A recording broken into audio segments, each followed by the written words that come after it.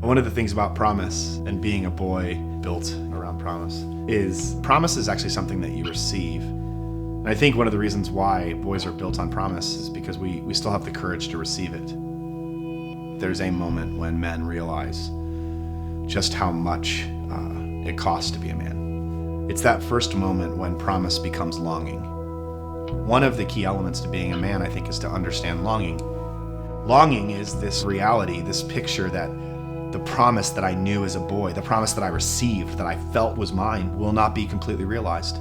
We come to this because of something we lost, something we did, something we messed up, something that went wrong. We hit this moment of longing and we realize that all of a sudden that I will not be everything that I thought I would be. And this is actually part of what it means to be, I think, a man.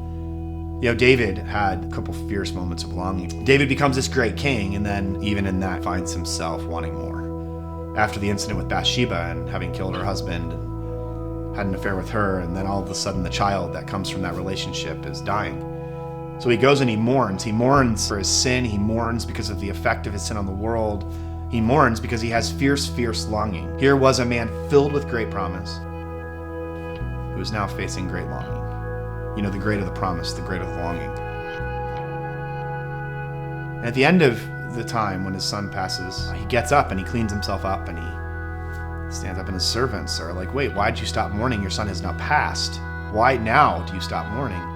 And he makes this really simple phrase. He says, I hope that God will be gracious to me. You know, the only way you can have longing is if you first had promise.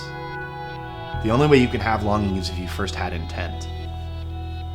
And so we got to remind ourselves again and again and again and again that our longing is but a promise, actually, that our hope will be renewed and restored.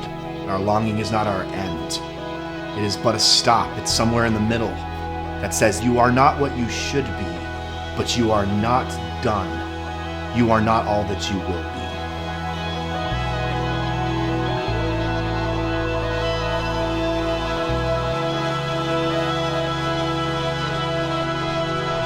So we are men who are born with promise, who live with longing, but who will one day be relieved by hope.